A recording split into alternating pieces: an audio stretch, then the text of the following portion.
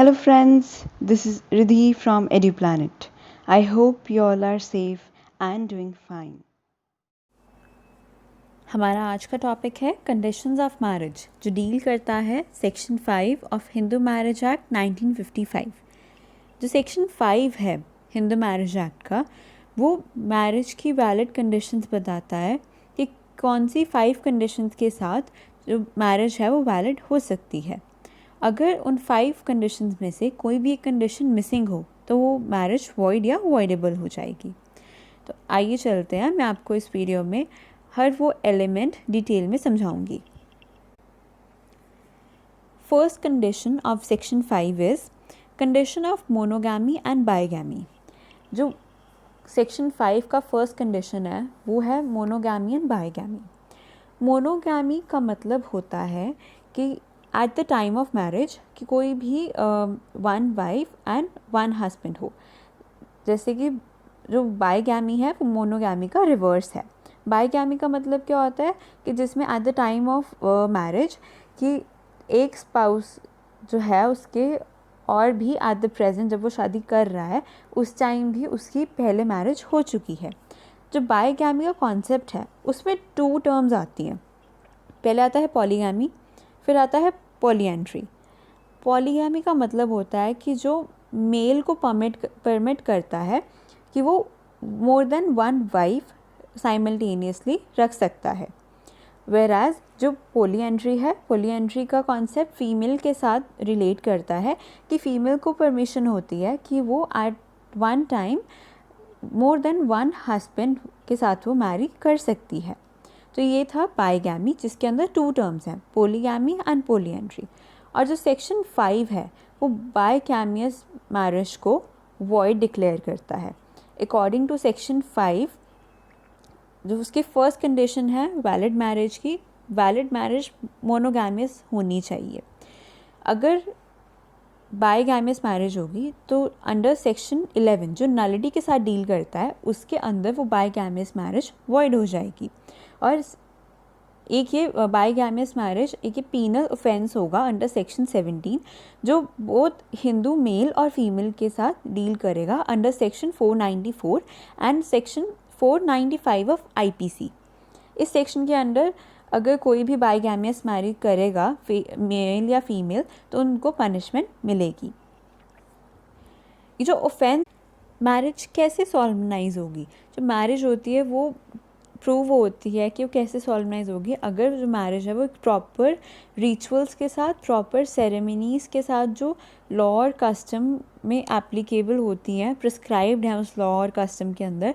अगर उन prescribe laws and customs के रिलेशन में वो मैरिज जो सॉल्वनाइज हो रही है with proper rites and rituals, तो वो मैरिज प्रूव होगी कि that is a valid marriage. There is a case of Kedarnath versus Suprabha. In that case ये बताया गया था कि जो फर्स्ट वाइफ होगी, अगर बाइगैमियस मैरिज है तो जो फर्स्ट वाइफ है उसके पास कोई राइट नहीं है कि वो फाइल पिटिशन कर सके अपने हस्बैंड के अगेंस्ट फॉर नलिटी, क्योंकि जो सेक्शन 12 है वो क्लियरली डिक्लेयर करता है जो है वो नल एंड वॉइड होगी और वो सिर्फ ईदर पार्टी के साथ ही वो फाइल की जा सकती है। बट जो फर्स्ट वाइफ है वो सिविल सूट जो डिक्लेयर कर सकती है, फाइल कर सकती है अंडर सेक्शन 9 सीपीसी, जो इसमें वो ग्राउंड ये कर सकती है कि जो उसकी सेकंड वाइफ, उसके हस्बैंड की जो सेकंड वाइफ है वो नल एंड वॉइड है। तो साथ साथ वो डाइवोर्स का पिटिशन भी फाइल कर सकती है एडल्ट्री के ग्राउंड के ऊपर। बट इसमें एक क्वेश्चन भी अराइज होता है कि अगर एक कपल है, अगर उनका डाइवोर्स हो जाता है तो क्या वो दोबारा रीमैरी कर सकते हैं, या फिर वो जो दोबारा अगर रीमैरी करते हैं तो क्या वो बाइगैमियस मैरी होगा, क्या वो वैलिड होगा या वॉइड होगा। तो ऐसे बहुत सारे क्वेश्चंस होते हैं।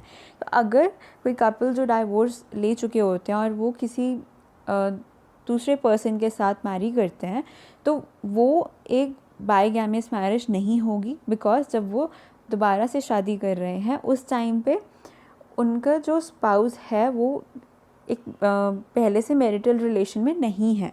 तो जो उनका मैरिटल रिलेशन वो पहले स्पाउस के साथ था वो फिनिश हो चुका है, तो इसीलिए वो दोबारा शादी कर सकते हैं। तो ये था first condition, monogamy and bigamy. Then next condition is regarding mental health and capacity. जो सेकंड कंडीशन है एक वैलिड मैरिज के लिए वो है मेंटल हेल्थ और कैपेसिटी। एक टाइम पे एक व्यू था कि जो एक ल्यूनाटिक है और इडियट पर्सन है या जो एक मेंटली अनस्टेबल है वो पर्सन भी अंडर हिंदू लॉ मैरी कर सकता था और उसकी मैरिज जो थी वो वैलिड थी। बट कुछ अमेंडमेंट हुई, like amendment marriage laws amendment act 1976। उसके बाद इस क्लॉज के अंदर कुछ रिफॉर्मेशंस हुए। फॉर एग्ज़ाम्पल कि जब मैरिज होगी कोई दोनों में से कोई भी पार्टी मैरिज के टाइम पे इनकेपेबल नहीं होगा कि वो वैलिड कंसेंट नहीं दे सकता है, मतलब वो अनसाउंड माइंड का नहीं होना चाहिए। अगर वो पार्टी उनमें से कोई भी एक पार्टी अनसाउंड होगी मैरिज के टाइम पे तो वो मैरिज नहीं होगी, वो उसी टाइम पे वॉइड हो जाएगी। Then next is mental disorder. अगर मैरिज के टाइम पे कोई भी ईदर पार्टी मेल और फीमेल अगर वो मेंटली डिसऑर्डर है या कि वो कुछ इस तरह से अनफिट है उस कुछ एक्सटेंट तक कि वो मैरिज नहीं कर सकते हैं या आगे जाके वो चिल्ड्रन की प्रोक्रिएशन नहीं कर सकते हैं, तो ये है मेंटल डिसऑर्डर। अगर दोनों पार्टी में से किसी भी एक को मेंटल डिसऑर्डर होगा तो भी मैरिज नहीं हो पाएगी, बिकॉज क्योंकि वो इनकेपेबल है कंसेंट देने के लिए मैरिज के लिए। Then next is recurrent attacks of insanity.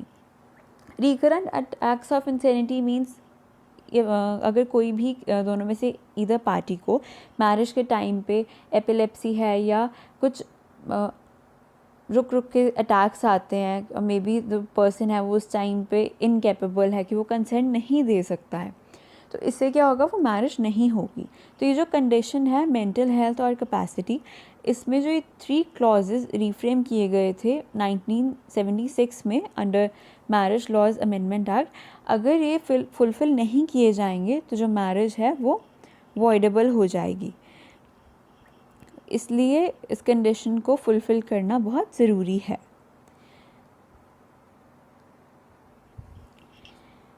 मोनोगामियस marriage and mental incapacity के साथ साथ एक मैरिजेबल एज भी एक कंडीशन है जो वैलिड मैरिज के लिए है।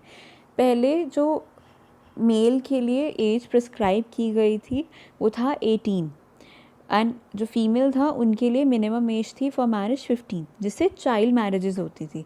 बट फिर एक एक्ट आया जिसमें child marriage restraint amendment act 1978 में, जिसमें जो मिनिमम एज थी मैरिज के लिए फॉर गर्ल्स जो थी 18 है और बॉयज़ के लिए 21 है। अगर इस प्रिस्क्राइब एज में ही जो मेल एंड फीमेल है वो मैरी कर सकते हैं। अब कुछ चाइल्ड मैरिजेस भी होती पहले टाइम में भी होती हैं या कुछ प्लेसेस में अभी भी होती हैं, बट जो चाइल्ड मैरिज है वो अभी प्रोहिबिटेड है। तो child marriage under Hindu marriage act 1955 उसमें इंजंक्शन है कि अगर कोई भी चाइल्ड मैरिज होगा उसको रिस्ट्रेन करने के लिए पनिशमेंट दी गई है। अगर ऐसा कुछ जो इंजंक्शन है जो डिसोबे होता है या चाइल्ड मैरिज परफॉर्म होती है तो कोर्ट के पास पावर है कि वो ऑफेंडर्स को पनिश कर सकती है with imprisonment up to 3 months. 3 months की उनको इम्प्रिजनमेंट हो सकती है या फिर उनको 1000 रुपीज़ का फ़ाइन दे सकते हैं या फिर दोनों दे सकते हैं। तो ये पनिशमेंट है जो कोर्ट के पास पावर है कि अगर कोई भी ऑफेंडर ये ऑफेंस कमिट करता है। Next condition is impotency. Impotency का मतलब होता है कि अगर कोई भी ईदर पार्टी जो सेक्सुअल एक्ट और मैरिज को कॉन्जुमेट करने के लिए वो पार्टी इनेबल हो, मतलब वो एबल नहीं है कोई भी सेक्सुअल एक्ट और या मैरिज को कॉन्जुमेट करने के लिए, उसे कहते हैं इम्पोटेंसी। इम्पोटेंसी 2 तरह की होती है, एक होता है फिज़िकल इम्पोटेंसी और दूसरा होता है मेंटल इम्पोटेंसी।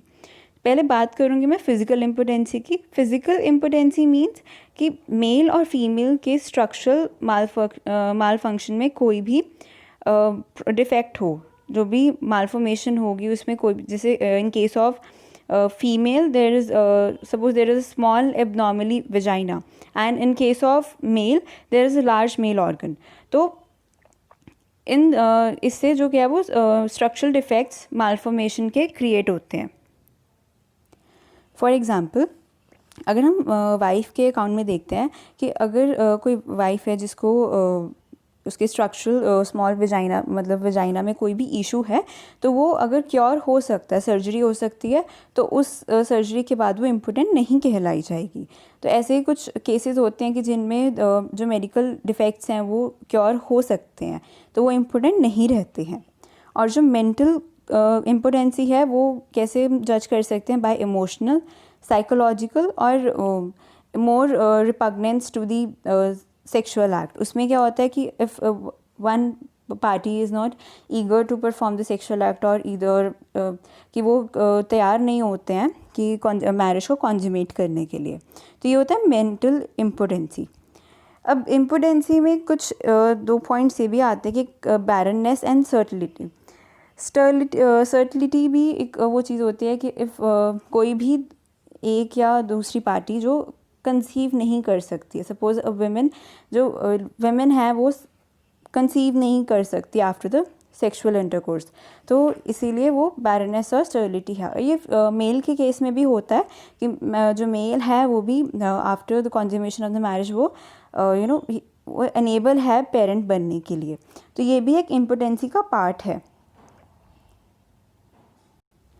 और बर्डन ऑफ प्रूफ इस पिटिशन के लिए पिटिशनर के ऊपर होता है, जिसे प्रूफ करना होता है कि जो मैरिज है वो कॉन्ज्यूमेट इसीलिए नहीं हो पाई कि जो नॉन कॉन्ज्यूमेशन का जो मेन रीज़न है वो इम्पोर्टेंसी है, कि जो रिस्पोंडेंट है वो इम्पोर्टेंट नहीं था, इसीलिए वो मैरिज नहीं हो पाई. नेक्स्ट एंड जो लास्ट कंडीशन है वो है कंडीशन ऑफ स्पिंडा रिलेशनशिप्स. स्पिंडा रिलेशनशिप का मतलब होता है कि जो दोनों पार्टीज़ हैं क्या वो एक कॉमन एंसेस्टर के या एक कॉमन पिंडा के डिसेंडेंट्स हैं. अगर वो दोनों कॉमन डिसेंडेंट्स हैं सेम पिंडा के, तो वो मैरिज नहीं कर सकते हैं, तो वो मैरिज की प्रोहिबिशन है. तो जो स्पिंडा रिलेशनशिप है उसमें क्या होता है कि अगर जो फादर की साइड से जो डायरेक्ट डिग्रीज़ हैं वो 5 डिग्रीज़ तक जाती है पर्सन की, तो वो मैरिज नहीं कर सकता है. एंड सेम विद कि मदर की साइड पे अगर मदर की साइड से वो 3 डिग्रीज़ ऑफ असेंट बन जाता है, तो भी वो मैरिज नहीं कर सकता है.